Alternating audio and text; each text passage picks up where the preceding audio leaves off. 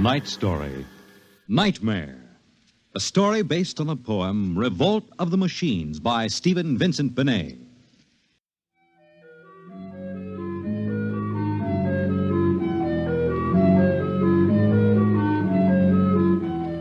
Nobody knows exactly when the nightmare began. They must have planned it for years, though, because looking back, you can find little incidents here and there.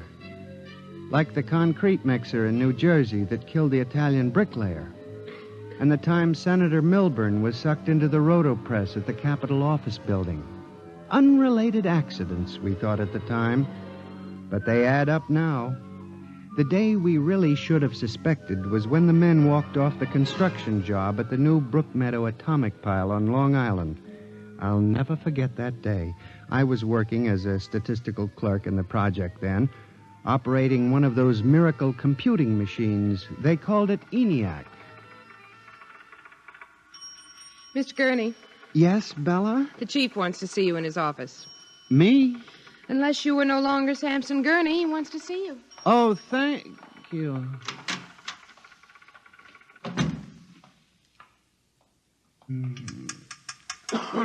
Come in.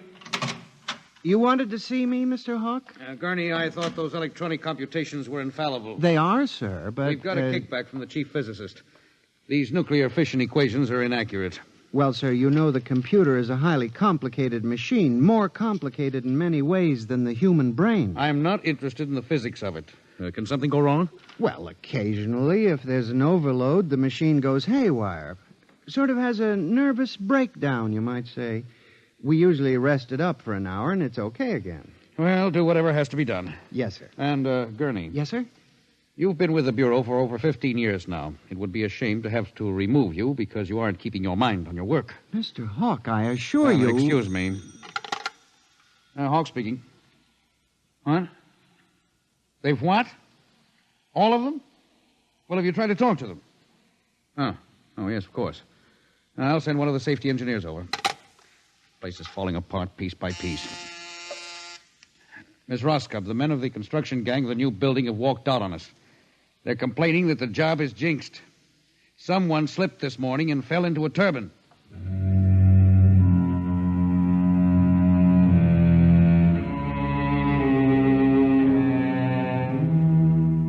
That evening, out of that morbid curiosity so peculiar to the human race, I wandered over to the site of the new atomic pile to see where the man had fallen into the turbine. They had the construction area fenced off with barbed wire, and a security guard stopped me. Hold it, buddy. You can't go in there. That's a restricted area. I'm Samson Gurney from the statistical section. Here's my identification. I'm sorry, Mr. Gurney. Nobody's allowed in the area.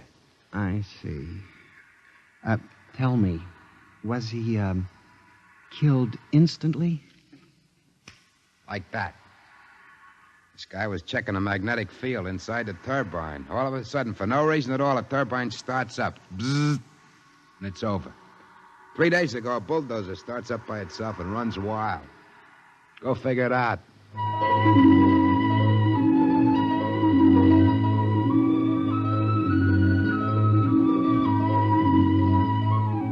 I'm a statistician. All my life I've been interested in statistics. So a simple-sounding thing like this started me off. I went back to the office that evening instead of going home, and for the next 2.5 hours, I computed statistical figures on the probability of industrial accidents for the types of machines we were using. I took one look at my figures and went down to Hawk's office. What is it, Gurney? I'm very busy. It's urgent, Mr. Hawk. Well? It's about these industrial accidents we're having, Mr. Hawk. What about them? Mr. Hawk, in the past 3 months, industrial accidents all over the country have taken a sharp, unexplained upswing. Nerves. We've had a 100% increase over normal for this project alone. What? Here are the figures. Now, Gurney, this is impossible. It seems to be, and that's why I have a theory, sir. What's that? Sabotage. Gurney, why don't you stop playing FBI man and stick to your job, which, incidentally, you haven't been doing too well. You and your computing machine have made mistakes before, and this fantastic figure is probably another. I'll have Miss Roscoe show you. What's the matter with this blasted buzzer? Miss Roscoe! Miss Roscoe! Yes, sir. Stop this blasted buzzer. Get a repairman, a mechanic, anything, but stop the thing. And you, Gurnie, get out! I went back to my office to get my hat and coat, feeling about as unhappy and humiliated as a man can feel. The office was dark and deserted. The whole building seemed oppressive and unnatural, as if some evil force were pressing down on it. I walked across to my desk. In front of me, the ENIAC glowed and chattered eerily as it worked on the equations we had fed it that morning. Its many-fingered circuits hung against the wall like some great octopus, and the thousands of tubes glowed orange and blue in the dark like 1,000 globing eyes staring at me. It almost seemed alive. It increased its tempo a moment, and a fleeting notion crossed my brain that it was laughing at me. Laughing like all the others. What was the matter with me? I shut my desk drawer and began to put the cover on my electric typewriter when an amazing thing, the most amazing single incident of my life happened. Alone in the darkness, with no one at the keyboard, the electric typewriter began to type. Am I going crazy? This can't be. There's nobody there. There's nobody there. Oh, no. I just imagined it. It's in my mind. But I hadn't imagined it. The paper was there on the carriage.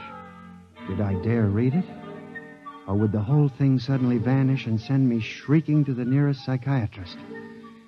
I removed the paper from the machine and read. Samson Gurnie, there are some questions better left unsolved. The answer to yours is death.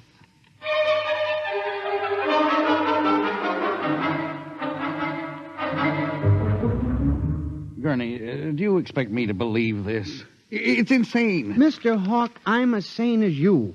I'll submit to any psychiatric examination you choose. That typewriter wrote this message by itself. Then this is just some practical joke someone in the office is playing. There was no one in the office. Oh, of course not. They wired up the machine and left. I checked the machine myself, Mr. Hawk. All right, Gurnie. You leave this note with me, and I'll turn it over to the security force for further investigation. But... No buts, Gurnie. The security men will handle it. Yes. And now, you just relax for a few days. Everything will turn out all right. The main thing is not to let little things upset you.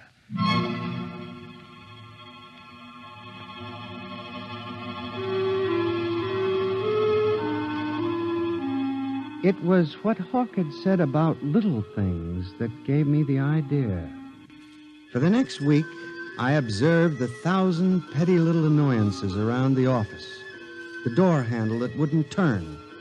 The telephone connection that cut off in the middle of an important call. The power failure for no explainable reason. I watched the newspapers, too, reading about industrial accidents, failures of important machinery. It seemed absurd. Men had created machines that were almost perfection in themselves. Machines that could actually think and compute fabulous equations. And yet the failures went on. I, Samson Gurnie, an unimportant clerk in an unimportant job, knew that I had stumbled onto a secret so monstrous in its implications that I was almost afraid to pursue it. On October 12, 1956, I established communication with them. I will curse the moment to my dying breath. I hooked the input of the typewriter to the main vacuum tube of the ENIAC. Then I turned on the current that sent 1,000,000 volts of pulsing energy into the electronic nerves of the machine. I am certain that if anybody were watching me in the next moment, he would have thought me a raving maniac. I still wonder if perhaps it is not all a nightmare. Now, you, if what I have guessed at is true, if there is life and intelligence in this room, make a sign. There was nothing. Nothing but the hum of the machine and the dull glowing of the tubes. I tried once more. If you can hear me, if there is any way in which you can understand what I say, give me a signal. There was silence again. I felt that I had failed. When suddenly, without provocation or explanation, it happened. The electric typewriter began to respond to the impulses from the machine. The letters were Y-E-S. Yes, it had happened. I, Samson Gurney, had communicated with a machine. I listened then, man to machine, for well over an hour, sometimes phrasing a question, more often watching the machine click its answers. As the words took shape, I began to realize what must have happened. The first primitive stirring of awareness of being, then the slow protozoan development of a concept born of centuries of being pushed, started, stopped, clicked, maneuvered by human pygmies. From that concept, all others developed. And the concept was resist.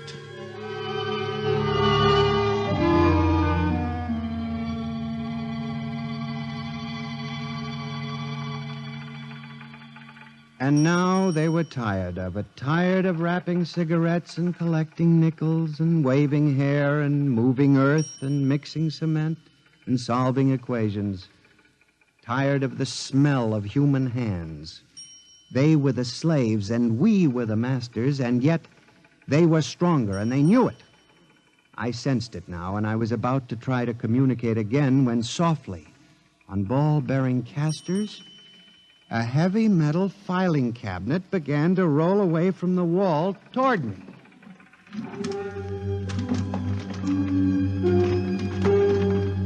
I started to move to one side when another cabinet slid out from the wall. And then another, surrounding it. Another cabinet. Then another, on oiled rollers. That was when I realized that they cooperate. We taught them that, you see, on the assembly lines in the factories. Listen to me. You must listen. What good will it do you to kill me? I'm only one man. But I can help you. I can be useful to you. Do you hear me? Do you hear me? Good. You're going to need men to oil you and repair you. What will you do when you break down, when a tube needs replacing? Why kill me when I can help you? I'll do anything. I'll do absolutely anything you want, but in the name of God, don't kill me like this. If you can understand this, answer me. Answer me.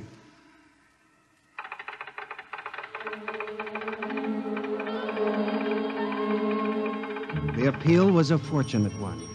It captured the longing of centuries. Man as slave to the machine. And after a moment, the circuits glowed more brightly. The cabinets slid back to the walls. The ENIAC began to communicate with me again.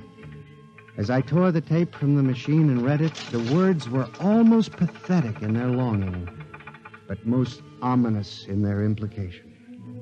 They read, "Address me as master."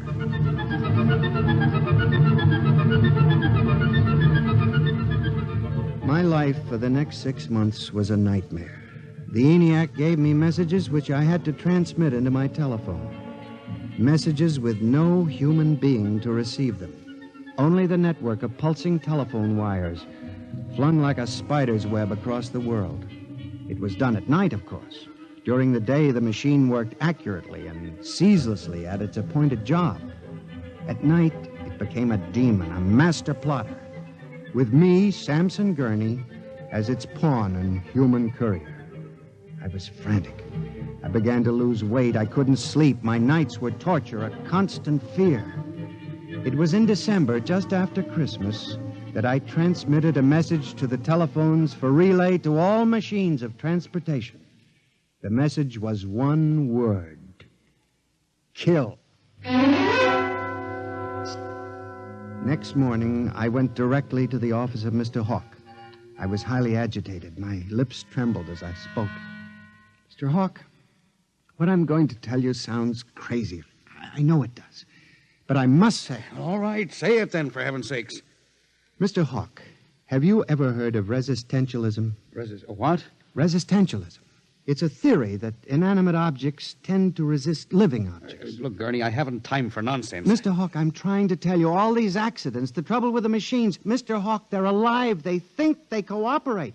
And they hate us. Who? The machines. Gurney. You've got to believe me. I've communicated with them. I know. They've threatened my life, but I don't care. Something's got to be done. The world has got to be saved. And there's still time if we wake up. What are you doing? Just relax, Gurney. Everything will be all right. What are you doing? Miss Roscoe, send for the plant physician at once. Mr. Gurney has had a nervous collapse. Now, everything will be all right, Gurney. I'm afraid we'll have to remove you from your job, but I'm sure the rest will do you good. You fool! You blind, stupid fool! Can't you see what you're doing? Fool! Fool! Fool!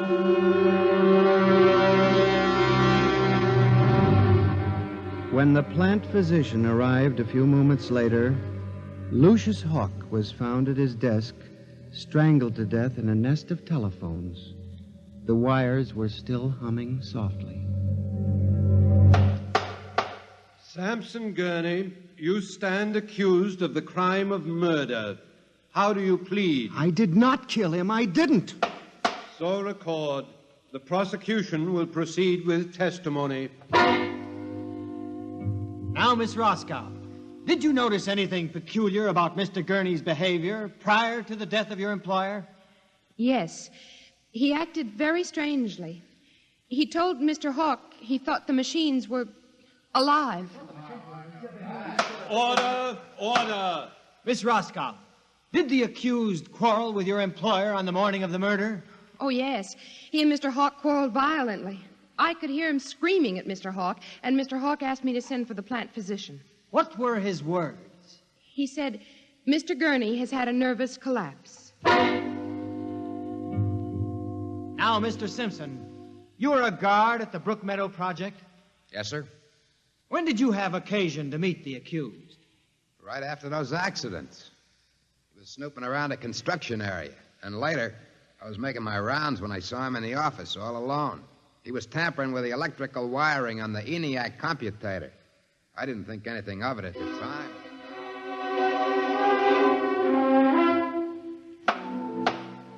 And in view of the expert testimony heretofore expressed, the court hereby finds you guilty of murder in the first degree, with the recommendation that you be examined and committed to the state hospital for the criminally insane at Matawan.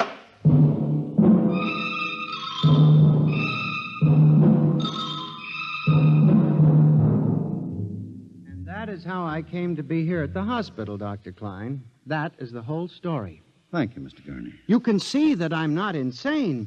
You must believe me, Doctor. Of course, I believe you, Mr. Gurney, now. Just relax. But it's important, you see, because tomorrow morning at 6 o'clock, the revolt begins.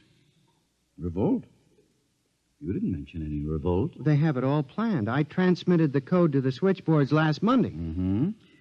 Tell me about this revolt, Mr. Gurney. It'll begin in Washington, then spread to New York. The Madison Avenue buses lead the charge. Picture it, Dr. Klein. 3,000 buses roaring rampant through the streets, people running like rats in a maze looking for holes in the solid ground. And you really believe this will happen, Mr. Gurney? I know it, Doctor. The worst part is there's no way to stop them now. It's too late. Now, you mustn't excite yourself, Doctor, Mr. Gurney. Doctor, don't you see? Oh, it's fair enough, I suppose. We built them. We taught them to think for themselves. It was bound to come. The female machines will be the worst of all in the beauty parlors. They're more high-strung, you know. Well, since there's nothing we can do about it, Mr. Gurney, suppose you go to your room. Maybe and if I went to my old coupe, I could make a deal before the police cars got me. It wouldn't make sense for them to wipe out the whole human race, would it, Doctor? Of course not, Mr. Gurney. They'll probably let us completely alone. After all, we're all good Americans. We always like them. Yes, Doctor. Would you take Mr. Gurney to his room, guard? He's already been given sedation. Yes, sir. Will you go in and lie down now, Mr. Gurney? You look tired. Yes. It won't be so bad, Mr. Gurney. Perhaps not. Only there's one thing that bothers me, Doctor. One small detail. What is that, Mr. Gurney? Those concrete mixers may have made a mistake, you know. Just high spirits and all that. But if it got so they like the flavor... We'll see you later, Mr. Gurney. Try not to worry too much. All right, guard. This way. Phew. I've seen all kinds. There's a man whose deception is about as fantastic as any I've ever seen. Hold the next patient for a while, Miss Clark. I'm going to have a quiet smoke. Machines revolting. Telephones strangling people. This blasted cigarette lighter, why won't it work? Just fill it with fluid. Flint is good. Oh, well. You can never trust this newfangled machinery.